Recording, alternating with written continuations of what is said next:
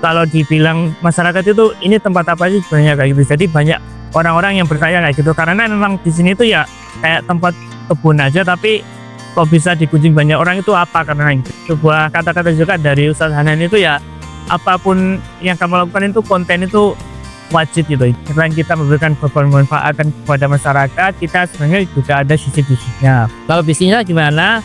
Kalau bicara omset mungkin di angka 10 sampai belasan ya sebenarnya untuk per bulannya. Itu omset ya.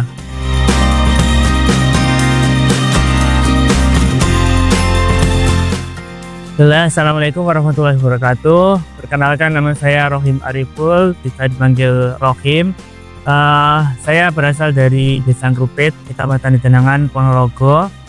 Saat ini memiliki sebuah tempat namanya Eduwisata Dalam Kerto yang berlokasi di Desa Ngrupit juga. Jadi ini adalah salah satu tempat edukasi di Ponorogo, yang mana ini adalah awalnya adalah sebagai sebuah usaha keluarga yang memang awalnya ya kepemilikannya oleh keluarga besar di Kaya kayak gitu.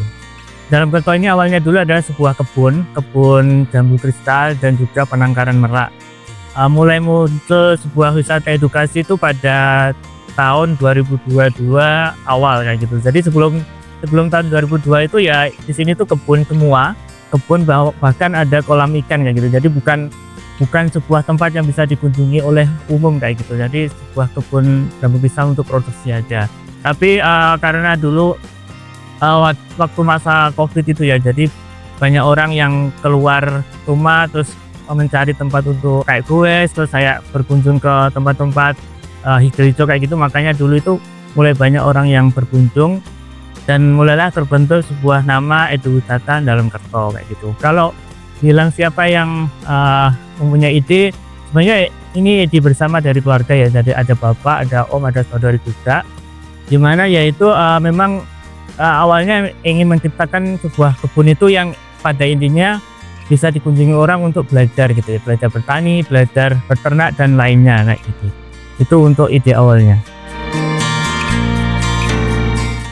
Kalau untuk daya tarik sendiri, kami adalah mungkin bisa bilang satu-satunya di tempat di Ponorogo yang memiliki sebuah program edukasi ya. Jadi kalau tempat semacam dalam Kerto itu kalau di Ponorogo udah banyak lah saya kira. Jadi udah ada banyak tempat-tempat yang bisa menyediakan sebuah fasilitas untuk outbound anak-anak sekolah. Tapi kalau itu sudah ada programnya, sudah ada pendampingnya, fasilitatornya, itu mungkin masih di dalam Kerto yang memiliki lengkap kayak gitu fasilitasnya. Jadi di sini itu memang keunggulannya kita punya program, kita punya fasilitator pendamping kegiatan selama berkegiatan di sini kayak gitu. Itu salah satu keunggulannya. Namanya saya itu kita ada namanya prinsip ATM. Jadi sebenarnya Eduwisata Dalam Kerto ini ya bukan sebuah konsep yang baru ada gitu ya. Tapi di sini itu sebenarnya sudah ada konsep-konsep kayak gini, utamanya di kota besar ya. Jadi sudah ada di Jakarta, di Jogja, di Bandung itu sudah ada tempat kayak gini itu sudah banyak. Tapi kalau di Ponorogo sendiri memang masih belum banyak ya. Jadi masih, kalau dibilang masyarakat itu ini tempat apa sih sebenarnya kayak gitu. Jadi banyak orang-orang yang bertanya kayak gitu karena memang di sini tuh ya kayak tempat kebun aja, tapi kok bisa dikunjungi banyak orang itu apa karena gitu. Jadi kalau inspirasinya itu yang pertama, saya ada inspirasi namanya ada di Kebun Kumara. Kebun Kumara itu ada di Jakarta.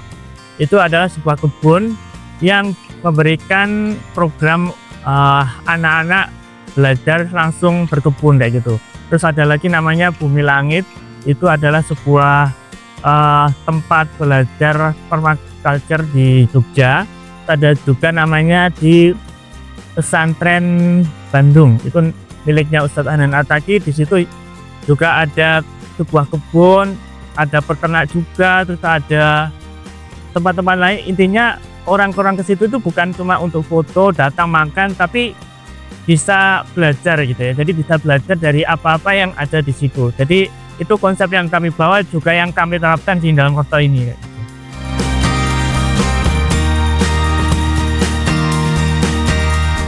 Kalau apa yang paling banyak dilakukan di sini adalah kita itu ada kegiatan kita selalu buat dokumentasi ataupun konten. Jadi ini saya juga dapat sebuah sebuah kata-kata juga dari Ustadz Hanan itu ya, apapun yang kamu lakukan itu konten itu wajib gitu. Jadi yang di pesantren Bandung itu ya kayak gitu. Jadi hal sepele kayak anak-anak belajar berkebun, menanam, pegang tanah, terus buang sampah di tempatnya itu bisa jadi konten menarik kalau kita bisa memaknai hal itu. Jadi apa yang kami bawa di sini adalah kami mendokumentasikan ataupun menyebarkan nilai-nilai yang kita sudah ajarkan di sini dengan menggunakan medsos, utamanya di Instagram, terus di TikTok juga. Jadi apa yang kita lakukan ya sebenarnya kebanyakan sih lebih ke branding dan marketingnya lewat online. Jadi kebanyakan melalui itu. Bahkan kita menyebar proposal secara offline itu malah belum pernah.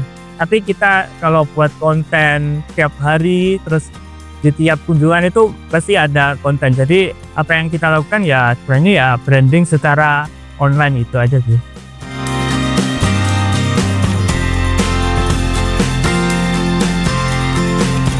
Sebenarnya kendala ataupun tantangannya menjalankan eduwisata ini adalah apa-apa yang bisa kita hadirkan secara inovatif gitu ya. Jadi karena ini sebuah usaha jasa, bukan usaha produk ya.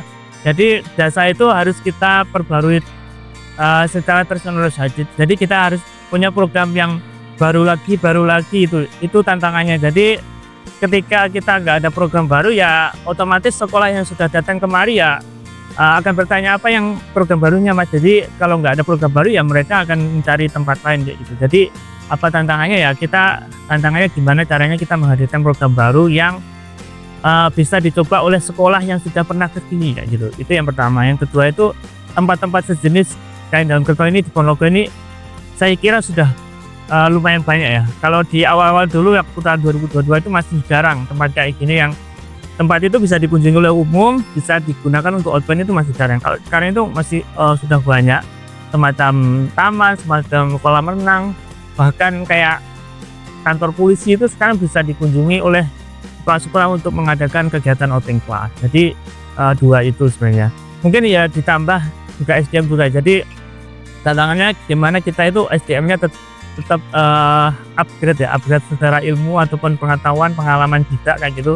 Jadi biar pengetahuan untuk anak-anak itu terus bertambah ya, mau nggak mau fasilitator SDM kita itu juga harus terus belajar, terus mencari inspirasi baru di tempat lain ataupun dari kota lain. Itu tantangannya.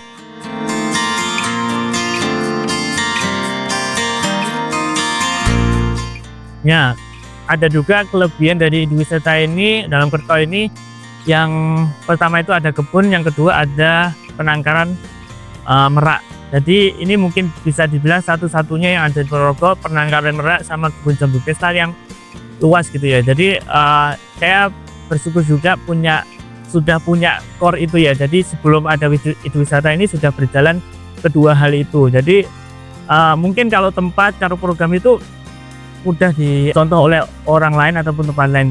Tapi kalau untuk kebun jambu kristal terus merak ini butuh waktu yang lama. Jadi ini kedua hal itu sudah ada di tahun 2017 sama 2018. Jadi udah lama ada sebelum dalam Kerto ini ada. Jadi ya mungkin ya di merak sama jambu itu sebenarnya sudah punya perawatan khusus sendiri ya, karena mereka sudah punya kualitas sendiri, sudah punya SOP sendiri. Nah, yang mungkin yang sulit ditiru ya di situnya, dan itu juga butuh ilmu sendiri, butuh keahlian sendiri untuk bisa merawat merak sampai banyak kayak gini, terus bisa membudidayakan jambu kristal sampai dikenal banyak orang, sampai kualitasnya terjamin juga gitu. Nah, PR saya itu sebenarnya gimana caranya biar tempat ini bisa dikunjungi orang, biar kita mendatangkan banyak orang ke sini dengan resource yang kita punya saat ini kayak gitu. Sebenarnya kita juga mendukung adanya kurikulum merdeka yang dicanangkan oleh Kementerian Pendidikan juga, Dinas Pendidikan. Jadi di pendidikan itu ada namanya kurikulum merdeka yang di situ itu bagaimana menghadirkan program untuk anak sekolah yang bisa belajar di luar kelasnya. Jadi di tempat ini, di dalam Kerto ini kita menghadirkan program yang memfasilitasi anak-anak sekolah para ibu bapak guru untuk memberikan program di luar kelas kayak gitu. Itu yang pertama untuk pendidikan. Yang kedua untuk pemberdayaan, alhamdulillah untuk saat ini seperti halnya Eduwisata ini ada kayak kandang kambing itu juga milik tetangga, jadi kita alhamdulillah bisa bekerja sama dengan tetangga untuk menghadirkan kandang kambing, kandang sapi dan sawah lainnya yang di tempat lain kayak gitu. Jadi di sini kita nggak semuanya dimiliki pribadi, tapi kita juga berpartner dengan mereka. Ketika kita ada kunjungan, mereka kita ajak untuk berpartisipasi kayak gitu. Terus juga ada di budidaya jambu kristalnya. Jadi di sini beberapa kebun itu sudah dimiliki oleh tetangga-tetangga yang mau diajak untuk membudidayakan jambu kristal. Jadi beberapa kebun sudah dimiliki mereka, jadi mereka juga ketika ada penjualan, ada kunjungan, mereka juga merasakan kecipratannya kayak cipratan rezekinya gitu. Alhamdulillah mereka juga welcome juga. Terus ada pengolahan jambu kristal itu juga dimiliki oleh tetangga di sekitar kita, jadi bukan kita yang mengelola secara keseluruhannya. Terus merak harapannya ke depan juga akan seperti itu, akan ada kandang-kandang merak di sekitar Daun Perto yang nanti bisa mewujudkan sebuah gagasan kampung merak dan kampung jambu kristal gitu. Jadi ada dua hal itu.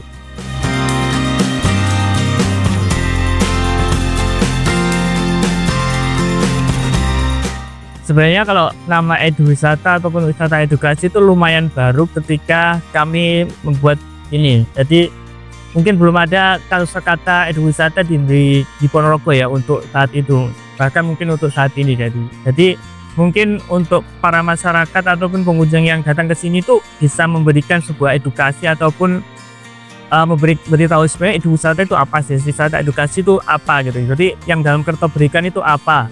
Jadi harapannya ya mereka yang berkunjung ke sini, guru-guru, anak-anak ataupun bapak ibu wali murid yang berkunjung ke sini itu ya bisa memberikan pengetahuan baru kepada mereka bahwa ada loh sebuah tempat kebun yang bisa dikunjungi oleh masyarakat umum. Di situ pengunjung itu bisa belajar hal-hal baru, itu ada di Ponorogo, itu ada. Jadi ya alhamdulillah sudah beberapa tahun terakhir ini sudah seperti itu cara berjalannya. Jadi guru yang datang ke sini itu ya memberikan rekomendasi kepada sekolah lain, orang tua yang datang ke sini memberikan cerita kepada orang lain, itu sudah ada sebenarnya. Jadi alhamdulillah sudah berjalan, cuma mungkin nanti di kedepannya ya ada media juga kayak gini. Jadi terima kasih juga buat dari Ponorogo Smart ini sudah meliput dari kami. Jadi alhamdulillah mungkin dari media ini akan tersebar lebih luas lagi konsep-konsep, nilai-nilai yang kita bawa untuk pendidikan ataupun wisata yang ada di Ponorogo guys.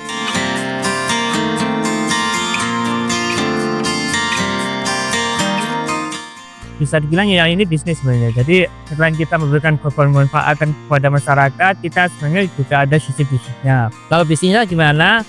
Kalau bicara omset mungkin di angka 10 sampai belasan ya sebenarnya untuk per bulannya. Itu omset ya, belum profit ya. Profitnya nggak tahu berapa persen. Ini cuma 30-40% aja ya. Jadi nggak banyak profit untuk kayak gini-gini sebenarnya. Untuk usaha jasa. Kalau dari mana bisnisnya, kita dari tiket, terus dari sewa tempat, dari makanan juga. Jadi ya mungkin dari sekolah-sekolah ataupun orang-orang yang mau butuh tempat untuk kayak meeting dan lain-lain bisa di dalam Kerto bisa. Untuk tempat outing kelas itu di dalam Kerto ya itu tadi dari di sini kayak gitu. Tadi aku mau nambahin sedikit tentang yang pendidikan ya. Jadi selain kita memberikan program pembelajaran untuk anak-anak sekolah SD sampai SMA, kita juga ada program namanya Kampus Merdeka. Jadi kita memfasilitasi kampus yang ada di Ponorogo dan sekitarnya untuk mereka tempat magang, PKL, KKN, penelitian dan lainnya. Jadi buat mahasiswa yang ingin membawa topik baru untuk skripsinya, penelitiannya, bisa berkunjung ke dalam Kerto untuk mengambil objek itu. Kita ada namanya bermain belajar di alam, itu jargon yang di Eduwisata dalam Kerto. Jadi kita itu membawa konsep kembali membawa anak-anak ke alam. Jadi kembali membawa mereka itu mengenal alamnya itu kayak gimana. Jadi mereka sudah sering belajar tentang pelajaran di sekolah, tapi mereka mungkin ada yang belum pernah belajar bagaimana mereka berasal, dari mana makan mereka itu berasal, itu dari mana, itu mungkin banyak yang belum tahu kayak gitu. Jadi yang kita ajarkan kayak gitu. Terus ada yang namanya membudayakan konservasi budaya dan membudayakan konservasi. Apa-apa yang kita jalankan di sini itu sebenarnya ya ada kaitannya dengan konservasi ya. Jadi kita itu mengembangkan atau membudidayakan jambu, terus ada menangkarkan merak itu kayak ya sebenarnya biar merak nanti terus ada, terus biar jambu tetap ada, biar orang-orang yang mau berkebun itu terus ada kayak gitu. Jadi apa yang kita lakukan kayak memilah sampah, mengolah sampah secara baik, itu adalah salah satu untuk bentuk dari konservasi diri. Jadi apa yang kita lakukan ini harapannya bisa berkelanjutan, terus ada dan terus berkembang di waktu nanti ya. Mungkin terima kasih dari saya.